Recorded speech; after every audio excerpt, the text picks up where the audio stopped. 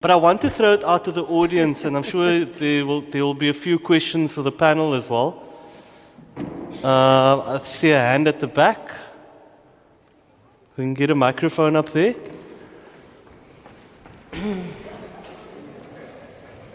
So just a little inside secret while we're getting the microphone up there at the back, right at the back. So at UWC's media office, which I happen to run, we've decided to drip feed the media. We send out press releases with video and with audio and pictures and infographics, and they love it because they don't have to come out to Belleville. Because the media houses have resource constraints. There was a leading newspaper this morning that had a spelling mistake on its front page headline. Because owners feel, why do they need sub-editors? Sure. Yeah. You know, what are editors doing? So there's a deep misunderstanding by owners in particular of what is needed to produce quality media products. Sir, you had your hand up?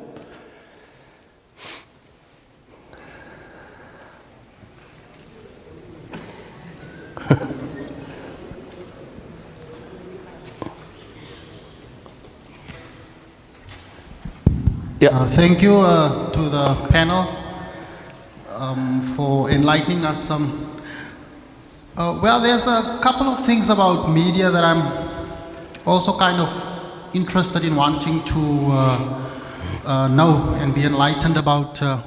Also certain things that I find questionable, like, it's like, I'm just looking at, like, normally the newspaper, like, that I normally will read, like your Argus and so on, your Times. Then I will find that even on TV that when there's matters that's coming to the fore, that's being broadcasted, and, you know, when it comes to white people's issues like the corruption and even farm evictions, you know, like big stuff, then you don't hear a lot about that, you know. It's not like boom, like out there and being exposed, you know, farm evictions and those things. It's very seldom that these things are really being put out there in the media space, and that we really see or hear it on TV, like farm workers being treated cruel or those kind of things.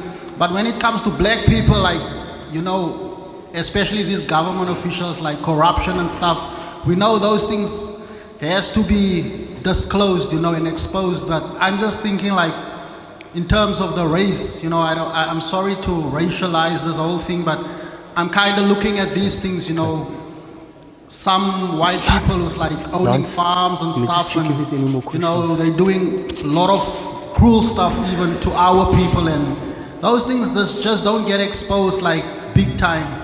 So I would just want to know the role of the media also with regards to that. Yeah, thank you. Are there any other questions before? Yes, yeah, thank you. Oh, hello, everyone. My name is Tumelo. Okay. Previously, I had a question in the previous discussion. Unfortunately, I did not get the opportunity. See? But now I feel good because I got the opportunity. The UWC Media Society launched today. It's about that, students and everyone to have a voice, you see. But my question to the UWC Media Society as a whole is that why did they choose to launch the UWC Media today, which is 2019, whereas in the previous 3 years, I'll only speak of the years I've been here. There was no radio. Okay, I wanted to be a DJ when I get here. So, so I went around to ask, where is the radio? Because okay, I was previously from UJ, so I thought the same things apply here. So I kind of got that sense of censorship as well here in WC, you see, because I'm like, okay, there's no radio, there's no print media, there's no TV. Okay, TV might be expensive, you see, but radio, there's no radio in WC. So where will students, especially journalists, students who want to understand, take part in this. Okay, I'm grateful that today it's but, Thank you. Many students will agree with me that we needed to have a voice previously. You see, many things could have been resolved very quickly because of information, but then previously we did not have that, and previously we had a lot of struggles as students, you see, and it was going to be beneficial for us to engage ourselves in, but then I felt very censored previously, you see, and I was not happy with that, but today I'm happy. But my question is, why now? Do UWC want to report good news? Because now I think things are getting better, there are allowances. Why do they want to report good news? Thank you. I'll take one more question and I'll get the panel to respond. There's one here. I just want to give that gentleman an opportunity because I know you had a question early on.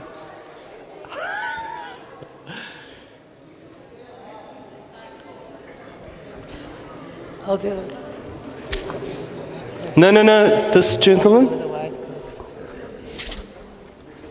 Okay. He's forfeited his opportunity. Okay, then the lady here. Oh yeah, thanks very much. Greetings to the house. My first question is on the. I would actually like clarity on the question of ownership of the media, you know, because there's this thing I personally do not understand. There's ownership of the media, and then there's the government of South Africa. So I would first like clarity on that. Who exactly owns the media, especially the mainstreams of the media? Okay. Because as much as we could say that the ownership should not have full, enforcement on what should happen, at the end of the day it is, and it's what we are going to be subjected to here in UWC Media Society. So I want to understand the ownership responsibilities, and where is the barrier between the ownership and freedom of the people that operate in the media societies. And another thing I want to register is the issue of diversity. I don't know how many years we've been into this democratic, so-called democratic period, but until now, there's no diversity in the media. We're being told that we're not interested in buying newspapers, watching the news. It's simply because the news play the same thing the whole week. Newspaper, what you see on the news, you see on the newspaper, every. The only newspaper we're currently interested in is Solezo, you know, because it addresses the issues that we are facing, and it's factual, and it's the only publication that goes to where we live, that expresses how we're staying in our communities. So this diversity that we're currently speaking about on media, it's diversity where, how? Because currently there's no expression of diversity. Thank you. Thank you. I'm going to take that round of questions first, and then I'm going to come to you, ma'am. Promise. So I'm going to ask Martina to tackle that question because it's in your area of work. And then Lance, if you can tackle the thing about the racial divide, about how news gets covered around racial lenses. And it is a thing because people get called out, journalists get called out in media houses on social media about it. And then I'll tackle the why now UWC Media Society in my capacity as a board member, I think. But Martina, let's start with that question. Ownership, who owns the media, and the diversity of the media. Capital owns the media, you know, in all its shades. You want to call it white monopoly capital, you want to call it monopoly capital, it's big business that owns the media. And what you'll find beyond South Africa, it doesn't matter which country you're in, it's the same construct. It's what I was saying earlier. In a neoliberal capitalist world that we live in, that we're dominated by kind of Western capitalism, Media is a strategic investment by capital to serve its interests, right, and to promote its products. Somewhere within there are journalists and good editors trying to do the right thing, right? And I mean, I like the question, and if you don't mind, it's a very good question you ask about why now and how the UWC Media Society is constructed and who sits on the board and so forth, because pre-94 it was student-owned and controlled, totally, and it's something you're going to have to look at just to keep Hassan on his toes and everybody else. But I do think it's a genuine initiative to try and build not just a space for student voices to be heard and editorially managed and controlled, but also to help see where the future of storytelling and journalism and media is in this university. And it is my hope that at some point, some kind of media training, more formal media training, emerges from the seed that is being planted here. And I have no problems with race questions, because I totally agree with the first question around the lack of holding white people accountable for the role that they play and the crimes that they commit, be it, what's that famous one, Steinhoff, have their rubbishes been dug into? I certainly would be very interested to see what they've got in their dustbins. And same for the farmers who continually exploit. And you only get every now and then a rare thing where, for example, that tragic, terrible case where that a man was put in a coffin, as a joke, and that's kind of followed through to the point where you see the white criminal perpetrators being taken to jail. But it's very rare that you see that kind of thing, and yet crimes perpetrated by white people are, it's more, look at the farmer victims story. It's more prevalent that farm attacks are covered by the media than farm worker tragedies are attacked. And that's a real serious issue. And it's something that needs to be contested, and that all of you can contest every day, during the course of your surveillance on social media platforms and your engagements with journalists. The journalists put themselves out there. The editors do as well, and you can challenge them. And it's fair game in the social media space. So talking about social media, Martina, so the conversation's been about when a black business owner is in the media for alleged corruption, then their face is published with a tweet.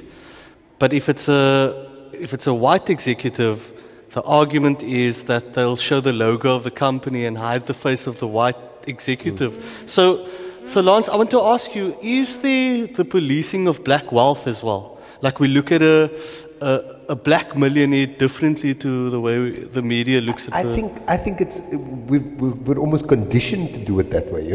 We assume that, oh no, the white man got there on his own merits, whereas the black man must have gotten it via corrupt means. And it's stupid that we look at it that way. But there is that, we see somebody, there was a story today about Peter Paul Ngwenya and Fani Titi. And Fani Titi was the chairman of Investec up until very recently, at which point he said, you know what, I'm not making enough of a difference. Let me be the CEO rather, and resigned as chairman and was employed as chief executive instead. And that's great, but why don't we make a big fuss about that? If a white man had done that, we'd have done the same thing. I want to answer these two people's questions in terms of our coverage also. The gentleman up there, first I want to tell you I work for an agency now that is still connected to the newspaper group that I worked for a period of 5 years. I want to tell you the reason certain things get covered and other things don't. On one day, we said goodbye to about 450 years of journalistic experience because we couldn't afford to pay them anymore. we don't have enough, our newsrooms are not staffed with enough people to cover the stories that need to be covered. That's the hard truth. And it's because nobody wants to buy the newspapers. So it's a cyclical thing. Nobody's buying the newspapers, so the revenues are declining. Advertisers don't want to advertise in a paper with a shrinking circulation. And as a result, we can no longer afford to pay the journalists that we were able to. So the quality of journalism drops. And that's also directly linked to the owners who also don't want to invest in journalism. There's a newspaper in Chicago that decided that they were in trouble and they were looking at retrenching their staff, and they said, oh, but what's our core function? Is our core function layout? No, our core function is journalism. So let's get rid of the layout department. Is our core function photography? Can we get a wire service to do that? Let's do that. Let's focus on our journalism. Let's invest in our journalism. And I think that's important. Owners need to invest in journalism. So we physically cannot get to where the farm evictions are happening, and we don't know about it. And that comes directly to this woman's point over here about the diversity within media. The reason you see the same things that you're seeing is because the people in power are the people who don't live where you live. The editors of newspapers and the journalists covering the issues that affect you don't live where you live. So they don't think like you think. They don't think that story is as important as you think. So there's a lack of representation in the media, and that filters right through into the coverage. So if we don't have a black lesbian woman in our newsroom, we are not going to see through that lens, and we're not going to be able to tell those stories. If there are too many men, be they white colored or black or Indian or whatever, in a newsroom, there's always going to be this argument of, oh, but not all men are trash. No, men are trash. Simple and straight up. And your newsroom needs to say that. And then the news that gets covered through that lens. So because there's a lack of representation in that media space, and I mean, we see it everywhere. We see it in Hollywood. You see it in all your media. The person giving you your news is not you. And we need more of you. We need more people from the greater Real society to represent the stories. Because we're telling stories from a middle class perspective and not from... Martina wanted to add to that, and then I want to give the lady in the audience opportunity. No, and then unfortunately we're going to have to wrap up, because the DVC and the rest of the board have to... Okay. Martina? No, I just wanted to add another perspective on why print is suffering in the digital space, okay? And that is called Google and Facebook.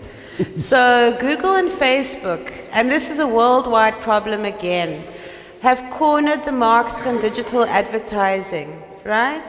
So advertisers who usually would have bought print or radio ads or whatever are now easily buying their Facebook ads straight up from Facebook. They cut out the middle person, and the traditional advertising agencies don't know what to do with themselves, and print. So that's the real reason, besides the fact that I'd prefer not to cut down so many trees because climate change is coming. That is the real reason. And how to monetize digital media spaces to foster diversity is a big challenge. Let me just address the why now, because I think that's an important question as well. So I hope that you signed up to be a member of the UWC Media Society, sir. You have. Okay, that's great news. But I think the university and the DVC, I'm sorry that she just left, but I think she recognizes that her main motivation is to enhance the student experience for people who study at UWC. And that is about also creating an environment where students can engage on different levels and with each other, and also to get them ready for a world of work out there, including the media landscape, where you'll be able to learn about publishing, the business side of media, management, newsroom management, ethics, how to do the practice of journalism. So I can tell you, working on a lot of projects on this university, things don't happen overnight. There was an intention, the seed was planted a while back. Mr. JP Lowe was a big driver of that project, and he'll tell you it was a labor of love. But the fact that we're here today is something to celebrate. It means that we've opened the space, and it's not controlled by the board. The board simply creates the kind of, and I think part of the reason is because there weren't resources for student journalists to do what they need to do. We're talking about studios here, we're talking about computers, the things that the new university needs to stump up and pay for so that the student journalists can do their work. So that also takes time. It competes with various other budgets, but it's here now, and I think the students need to take it by the scruff of the neck and make the most of it, you know, and deepen democracy on campus. JP, you've got a microphone in your hand. Oh. That lady was first, and then you, ma'am. And then, JP, are we wrapping up after that? Thank you. Must I stand? Okay. Hi, everyone. So what I wanted to know is, how do you get like a factual source? So for instance, if we say, and I think also Hassan, maybe this will go to you, and then, like for instance, because now we want to get the facts, and personally the show that I deal with is getting the facts. So out of the SRC, the political parties and all of that. So in terms of, okay, let me give you an example.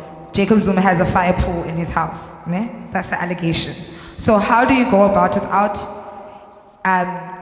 breaking ethical code or compromising your morals or in a legal manner, like bribing someone who lives with him, or do you get what I'm saying? How do you get your factual sources? Like how do you jump across those barriers in terms of reporting?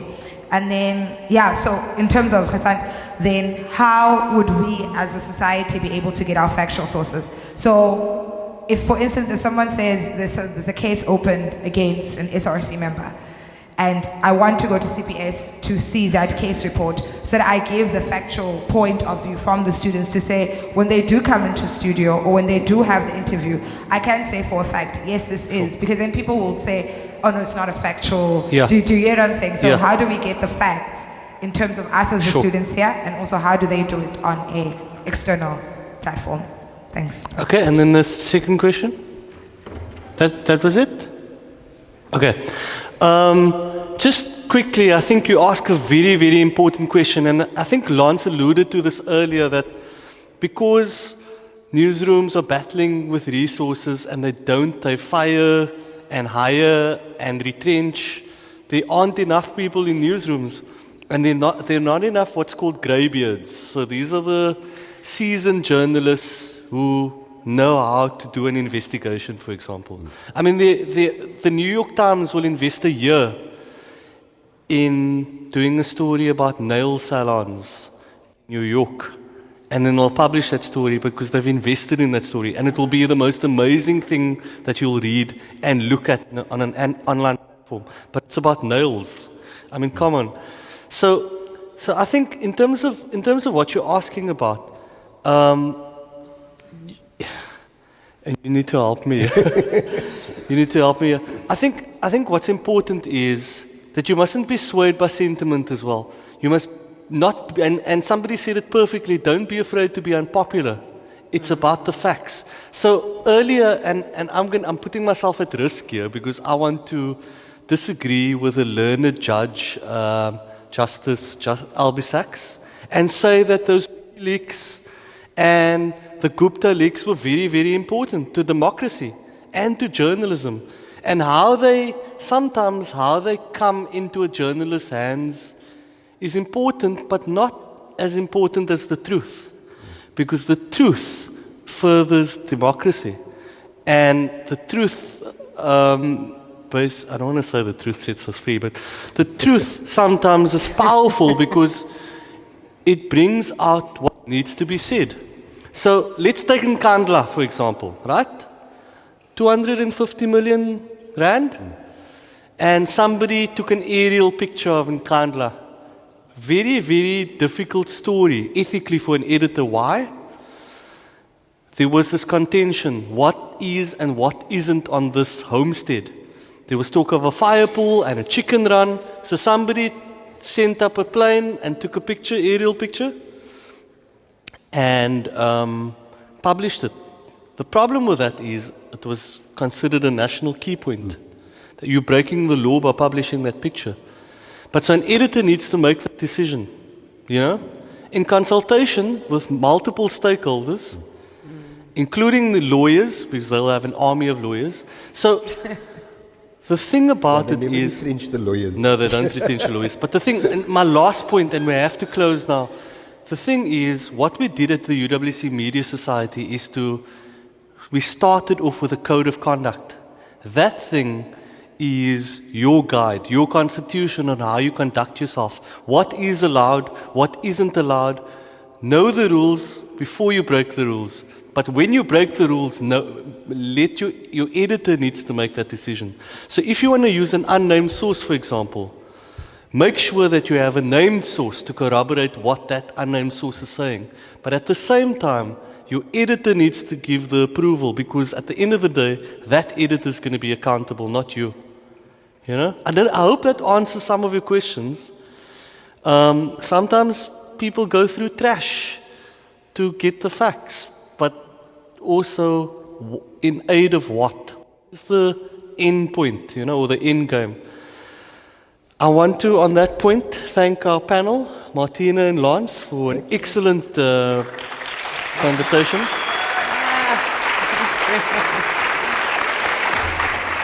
And I want to thank the audience for listening. It's late on a Friday evening, early evening.